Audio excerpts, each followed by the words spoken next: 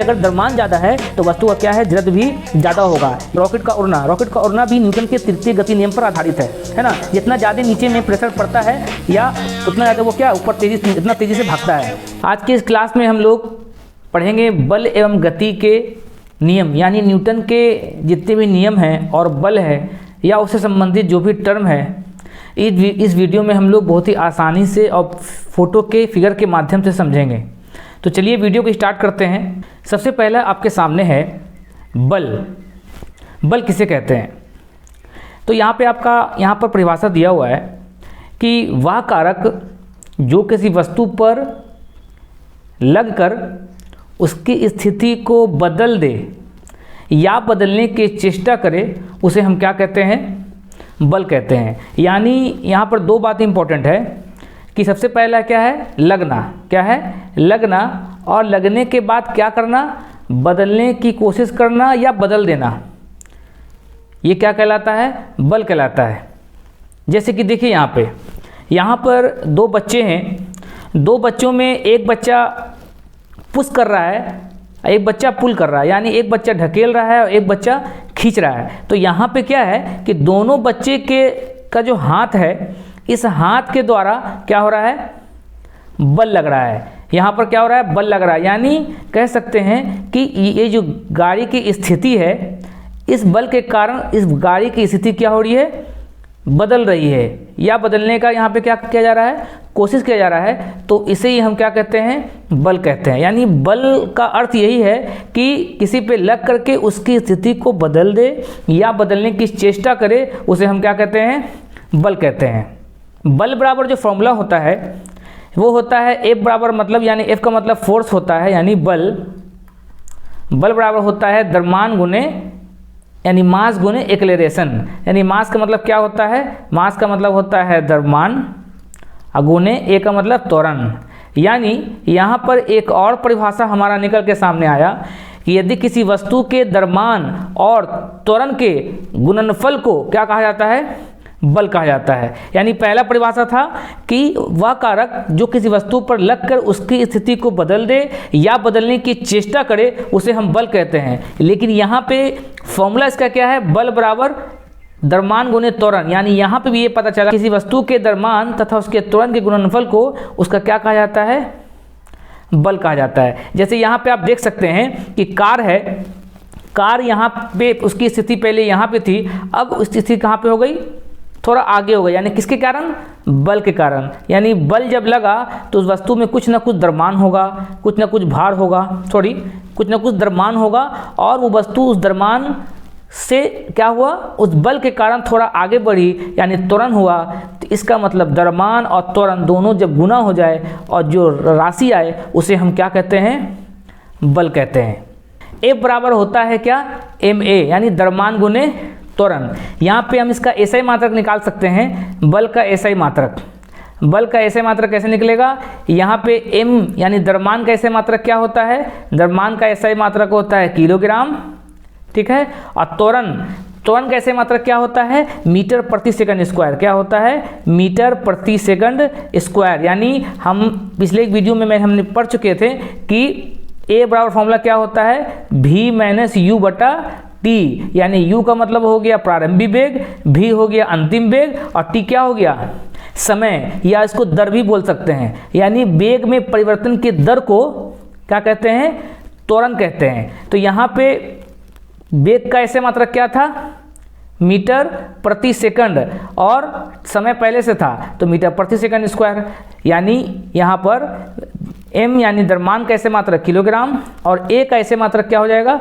Metre प्रति second square. तो इस तरह हम कह सकते हैं कि बल का ऐसे मात्रक क्या होता है? किलोग्राम मीटर प्रति सेकंड स्क्वायर होता है। अगर CGS मात्रक निकालें, CGS मात्रक मतलब यहाँ पे क्या होगा? सेंटीमीटर और ग्राम और सेकंड में इसकी माप की तुलना होगी। तो सेंटीमीटर मतलब देखिए F बराबर एसआई मात्रक, CGS मात्रक निकालना है। तो यहाँ पे फिर से द्रव्यमान लेंगे। द्रव्यमान का CGS मात्रक क्या होता है? ग्राम होता है। क्या होता है? यहाँ पे A यानी मीटर प्रति सेकंड स्क्वायर है, तो यहाँ पे क्या लिखेंगे? मीटर नहीं लिखेंगे, क्योंकि यहाँ पे CGS पद्धति में मीटर का ऐसा मात्रक सेंटीमीटर होता है। तो सेंटीमीटर बटा क्या?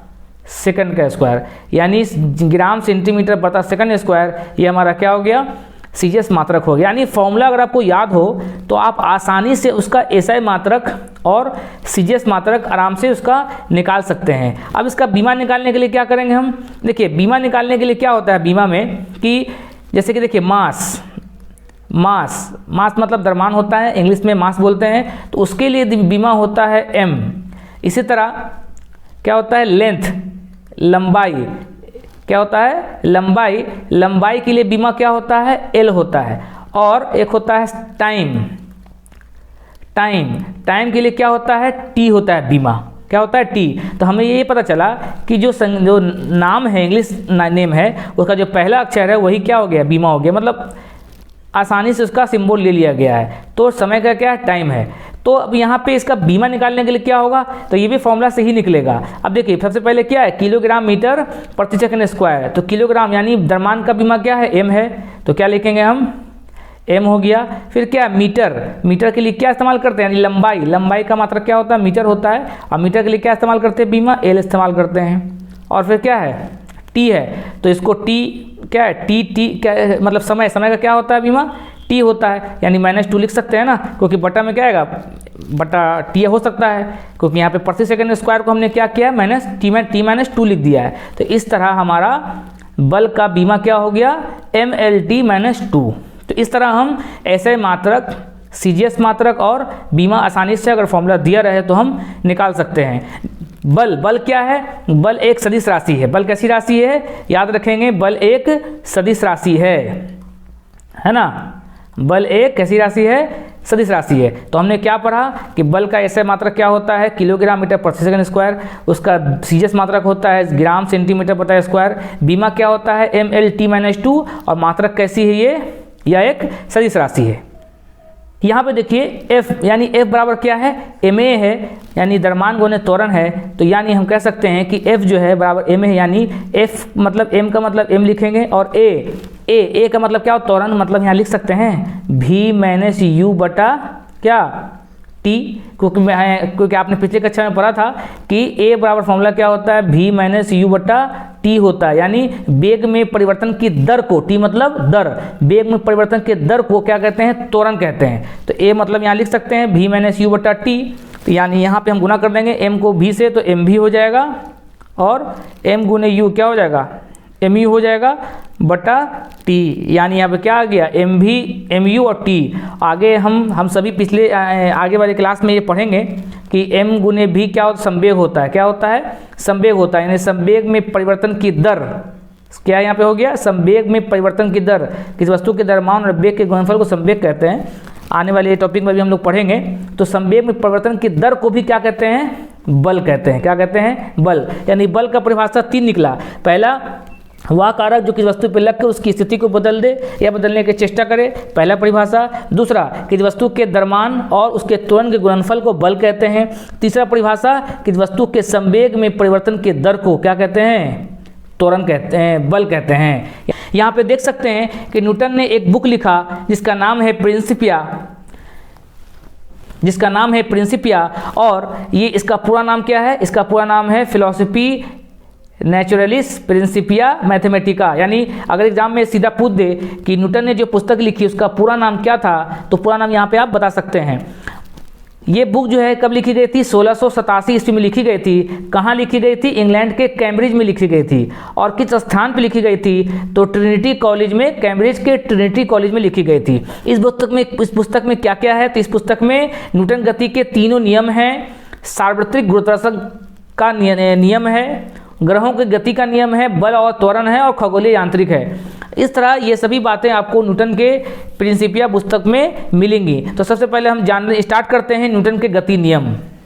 पहला है आपके सामने न्यूटन का प्रथम नियम, प्रत्येक वस्तु अपनी विराम की अवस्था या सीधी सरल रेखा में समान गति की अवस्था तब तक बनाए रखती है जब तक कि उस पर कोई बाहरी असंतुलित बल कार्य ना करे। यहाँ पर यह समझने की बात है कि इस न्यूटन के प्रथम नियम में बस क्या मेन पॉइंट्स को कहा गया सबसे पहला क्या होना चाहिए, कोई वस्तु अगर विराम में है या गति में है, दो अवस्था में हो सकती है, या वस्तु विराम में रह सकती है या गति में हो सकती है। वो अपनी स्थिति को तब तक बनाए रखती है जब तक कि इस पर कोई बाहर से कोई बल ना लगे, तब तक वो अपनी स्थिति को बना ही रखती है ना। जैसे यहाँ पे आप देख सकते हैं कि यहाँ पे टेबल पर एक बुक रखा हुआ है जो अपने स्थिति में है। क्या है? ये बुक जो है अपने स्थिति में रखा हुआ है, लेकिन ये अपनी स्थिति से चेंज नहीं हुआ है। कब चेंज हुआ? जब यहाँ पे इस महिला के द्वारा इस बुक को हाथ से ठेला गया, यानी बल लगाया गया या बाहरी बल लगाया गया, तब ये वस्तु, ये किताब अपने जगह से उठ करके यहाँ पे आ गई। यही न्यूटन का प्रथम नियम कहता है कि कोई वस्तु विराम में हो या गति में हो, उसको अपनी स्थिति बदलने के लिए तभी बदल सकेगी, वो तभी हटेगी जब तक उस पर कोई बाहरी बल कार्य न करे। ठीक है, तो इसे ही हम न्यूटन का प्रथम नियम भी कहते हैं। होता है न्यूटन के प्रथम गति नियम से मुझे क्या प्राप्त होता है? बल की परिभाषा प्राप्त होती है। क्या होती है? बल की परिभाषा प्राप्त होती है ना। बल की परिभाषा प्राप्त होती है। दूसरा, न्यूटन का जो गति नियम है इसे हम लोग शून्य त्वरण भी कहते हैं। एग्जाम में पूछ सकता है, डायरेक्ट क्वेश्चन पूछ सकता है कि न्यूटन के प्रथम नियम को और किस नाम से जानते हैं, तो इसे हम शून्य त्वरण भी कहते हैं। शून्य त्वरण इसलिए कहते हैं कि जब कोई वस्तु अगर विराम में है तो जाहिर सी बात है जब विराम में रहेगी तो वो अपनी स्थिति नहीं बदलेगी। जब स्थिति नहीं बदलेगी, यानी एक जगह से दूसरी जगह नहीं बदलेगी जाएगी, तो उसका त्वरण भी क्या होगा? शून्य होगा। इसी कारण इस न्यूटन के प्रथम गति नियम को क्या कहते हैं? न्यूटन शून्य त्वरण भी कहते हैं। इस न्यूटन के प्रथम गति नियम को हम लोग गैलीलियो का जड़त्व नियम भी कहते हैं। क्या कहते हैं? गैलीलियो का जड़त्व नियम भी कहते हैं। गैलीलियो का जड़त्व नियम आगे हम लोग पढ़ेंगे। जड़त्व क्या है? सबसे पहले गैलीलियो ने ही जड़त्व के बारे में बताया था। आगे चलकर न्यूटन ने उसको और विस्तार से बताया, लेकिन जड़त्व की स्टार्टिंग जो है वो बताने का गैलीलियो ने कर दिया था। इसी कारण न्यूटन के प्रथम नियम को गैलीलियो का जड़त्व नियम भी कहते हैं। यानी न्यूटन के प्रथम नियम को हम शून्य त्वरण भी कहते हैं और न्यूटन के प्रथम नियम को गैलीलियो का जड़त्व नियम भी कहते हैं। आइए देखते हैं कि जड़त्व क्या है। जड़त्व किसी वस्तु का वह गुण जिसके कारण वह अपने विराम अवस्था या सीधी सरल रेखा में एक समान गति की अवस्था में परिवर्तन का क्या करती है? विरोध करती है। सबसे इंपॉर्टेंट बात क्या है? विरोध करना। यानी ये क्या है? यह एक गुण है। यह क्या है? गुण है। मान लीजिए कि कोई किताब रखा हुआ है किसी मेज पे फॉर एग्जाम्पल, और वो उसे आप अगर घसकाना चाहें या उसकी स्थिति को बदलना चाहें तो वो नहीं चाहेगी कि हम अपनी स्थिति से बदलें। तो क्या करना पड़ेगा आपको? उस स्थिति को बदलने के लिए आपको बल लगाना होगा। यानी उसकी किताब के अंदर एक गुण ऐसा है जो वो नहीं चाहती है कि वो अपनी स्थिति बदले, तो उसी गुण को, यानी वैसा गुण जो विरोध करे ताकि हम अपनी स्थिति को ना बदल पाएं, उसे हम क्या कहते हैं? जड़त्व कहते हैं। जैसे देखिए यहाँ पर एक व्यक्ति खड़ा है और एक व्यक्ति उसे ढकेलने के लिए कोशिश कर रहा है, लेकिन ये व्यक्ति नहीं चाहता है कि हम क्या करें? आगे झुकें या ढकेलाएं। तो यहाँ पे ये जो गुण है विरोध करने का, ये क्या है? आपका जड़त्व कहलाता है। क्या कहलाता है? जड़त्व कहलाता है। यानी विरोध करने का गुण ही क्या कहलाता है? जड़त्व। कैसा विरोध? अपनी स्थिति बदलने का विरोध। जड़त्व क्या है? जड़त्व जो है दो प्रकार का होता है। पहला है विराम का जड़त्व, दूसरा आपका है गति का जड़त्व। तो पहला आपका है विराम का जड़त्व। इसमें वस्तु हमेशा क्या रहना चाहता है? विराम की स्थिति में रहना चाहता है, विराम में रहना चाहती है। यानी विराम के जड़त्व में क्या है कि वस्तु हमेशा चाहती है कि हम विराम में ही रहें, गति में नहीं जाएं। अगर गति में किसी ने अगर उसके किया भी तो वो क्या करेगी? उसका विरोध करेगी। तो पहला क्या है? विराम का जड़त्व। जैसे सिक्का काट का प्रयोग करना। क्या है? पहला सिक्का काट का प्रयोग करना। अगर आप किसी गिलास के ऊपर एक कार्ड रखे हुए हैं और उसके ऊपर सिक्का है, आप जैसे ही कार्ड को खींचते हैं तो क्या होता है? सिक्का नीचे गिर जाती है। लेकिन सिक्का जाती तो है, लेकिन वो स्थिति क्या उसकी होती है? विराम होती है। वो नहीं चाहती कि हम नीचे जाएं, तो इस तरह से वो क्या होता है? वो जाता है, लेकिन धीमा धीमा जाता है, या वो अपनी स्थिति को चेंज करने में उसे आपको लगेगा कि वो स्थिति चेंज करने में उसे विरोध कर रही है। आपको साफ दिखेगा कि ऐसा लग रहा है कि वो विरोध कर रही है अपनी स्थिति चेंज करने के लिए। तो इस तरह सिक्का काट का प्रयोग करना क्या है? विराम के जड़त्व का उदाहरण है। दोस्तों, मैं जितना भी एग्जांपल यहाँ पर रख रहा हूँ, ये सभी एग्जांपल एग्जाम में डायरेक्ट पूछे गए हैं। तो इसीलिए मैं इधर उधर का एग्जांपल मन से कुछ नहीं लाया हूँ। जो एग्जाम में सीधा पूछे गए हैं उसी एग्जाम्पल को हमने यहाँ पे इस वीडियो में फोटो के माध्यम से आपको दिखा रहा हूँ। तो दूसरा है कैरम बोर्ड खेल में खेल रहे गोटियों का प्रयोग करना। ये जो गोटी है ये क्या है? गोटी विराम अवस्था में है। ये नहीं चाहती है कि हम अपने गति अवस्था में आएँ। जैसे इसको अगर स्टैगर से मारते हैं तो क्या होता है? गोटी इधर उधर जाता है, लेकिन आपको ऐसा दिखने में लगेगा कि ये विरोध कर रही है अपने स्थिति को बदलने के लिए। क्या हो जाएगा कि यदि बस में कोई यात्री बैठा हुआ है, गाड़ियों के अचानक चलने से यात्रियों का पीछे की ओर क्या हो जाना, यात्री का पीछे की ओर क्या हो जाना, झुक जाना। यानी गाड़ी के अचानक चलने से यात्रियों का पीछे की ओर झुक जाना। यानी पता ये चला कि जो अगर कोई व्यक्ति बस में या गाड़ी में बैठा हुआ है तो उसका जो नीचे का जो पैर का हिस्सा है वो क्या है, वो विराम में है। वो क्या है, विराम में है। अब जैसे ही बस चला जैसे ही बस चला तो उसका जो ये पैर भी विराम में है, पूरा शरीर विराम में है ना। लेकिन जैसे ही बस चला तो नीचे का भाग तो आगे बढ़ गया, लेकिन ऊपर का जो हिस्सा है, धड़ या सर का हिस्सा, वो चाहता है कि हम अपनी स्थिति को नहीं बदलें, इसलिए वो पहले वाली स्थिति में ही रहा। लेकिन इसका पैर का हिस्सा क्या हो गया, आगे बढ़ गया। तो ऐसा लगा कि हमारा जो बदन है पीछे झुक गया है। यानी विराम की जरूरत का उदाहरण ये भी है कि गाड़ियों के अचानक चलने से यात्रियों का पीछे की ओर झुक जाना। नेक्स्ट है अति उच्च वेग के प्रहार करने से कांच में छिद्र हो जाना। ये भी एक क्या है, विराम की जरूरत का उदाहरण है। अगला कंबल या दरी में लाठी या डंडा मारने से क्या होता है, उसमें धूल कण का नीचे गिरना, यह भी एक विराम के जरूरत का उदाहरण है। अगला आपके सामने है गति का जड़त्व। इसमें उल्टा होगा कि वस्तु हमेशा गति में रहना चाहती है। क्या चाहती है, इसमें वस्तु हमेशा गति में रहना चाहती है, यानी विरोध करती है कि हम विराम में नहीं जाएंगे। तो इसका एग्जाम्पल पहला हो गया कि गाड़ियों के अचानक रुकने से, विराम के जड़त्व में क्या था, गाड़ियों अचानक चलने से था, लेकिन इसमें क्या है कि गाड़ियों के अचानक रुकने से यात्रियों को आगे की ओर झुक जाना। उसमें क्या था कि पीछे की ओर झुक जाना, इसमें क्या है, यात्रियों को आगे की ओर झुक जाना। मतलब ये रहा कि अब गाड़ी चल रही है, इसका पूरा शरीर क्या है, गति अवस्था में है, लेकिन जैसे ही गाड़ी रुका तो इसके नीचे का जो पैर है वो क्या हो गया, वो रुक तो गया, लेकिन ऊपर का जो आधा शरीर का हिस्सा है वो चाहता है कि हम नहीं रुकें। इस कारण हम ये कह सकते हैं कि गाड़ियों में के अचानक से रुकने से क्या हो जाना, यात्रियों को आगे की ओर झुक जाना, ये क्या है, गति के जड़त्व का उदाहरण है। अगला क्या है, एग्जाम्पल, सारे एग्जाम्पल आपके एग्जाम में पूछे गए हैं। अगला है कि एक समान वेग से चल रही वाहन में से किसी वस्तु को फेंकने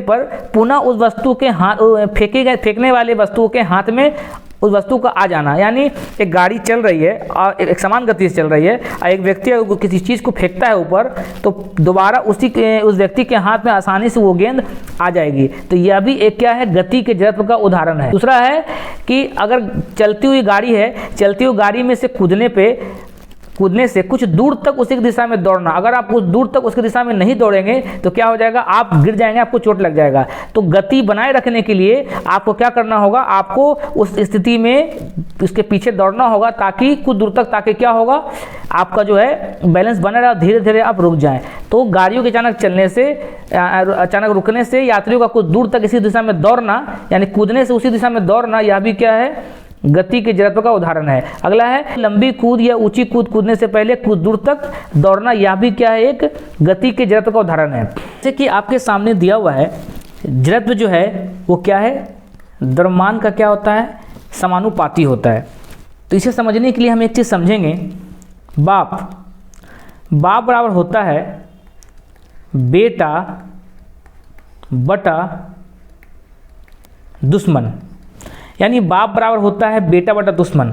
अब ये बताइए कि यहाँ पे क्या है, अगर बेटा बढ़ेगा तो बाप भी बढ़ेगा, यानी बेटा खुश होगा तो बाप भी खुश होगा, बेटा घटेगा तो बाप भी घटेगा, बेटा दुख होगा तो बाप भी दुख होगा। लेकिन दुश्मन जहाँ घटेगा तो क्या होगा, बेटा भी बढ़ेगा, बाप भी बढ़ेगा, दुश्मन बढ़ेगा तो बाप घटेगा। पता है चला कि नीचे वाला जो भी होगा वह घटेगा तो ऊपर इधर वाला क्या होगा, बढ़ेगा। यानी दुश्मन घटेगा तो बाप बढ़ेगा, दुश्मन बढ़ेगा तो बाप घटेगा, और ऊपर वाले में जो घटेगा तो बाप भी घटेगा, बेटा बढ़ेगा तो बाप भी बढ़ेगा।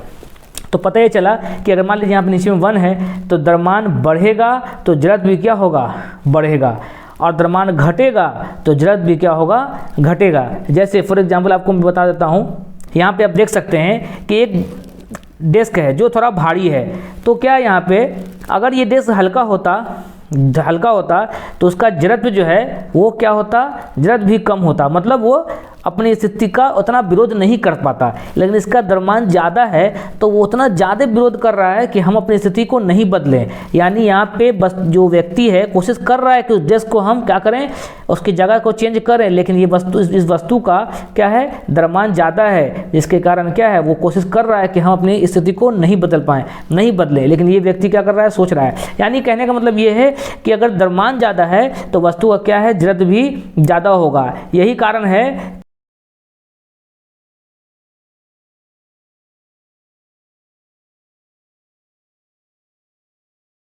और पंख का जड़त्व क्या होता है,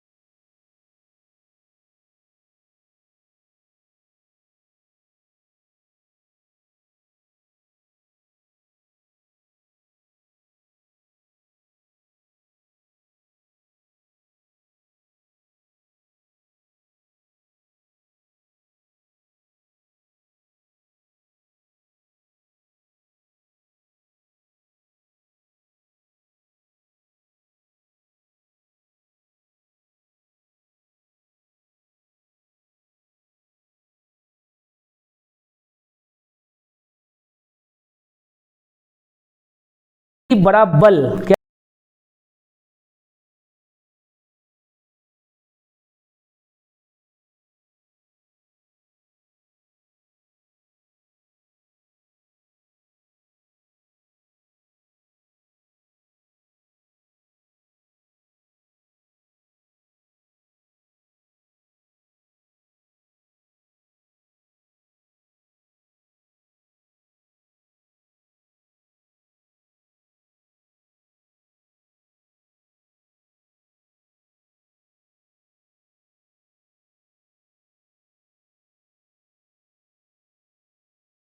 प्रति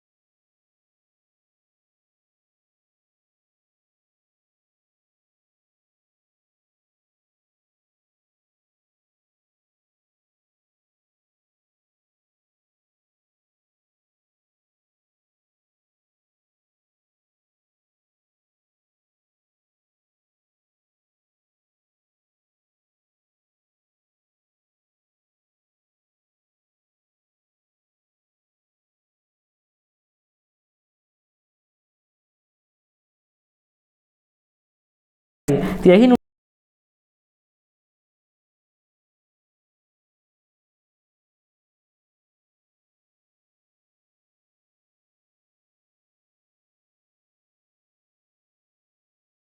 तो नीचे पीछे क्या उसकी हो रही है, प्रतिक्रिया, रिएक्शन हो रहा है। तो बंदूक का चलना क्या है, न्यूटन के या झटका मान न्यूटन के तीसरे गति नियम पर आधारित है। नदी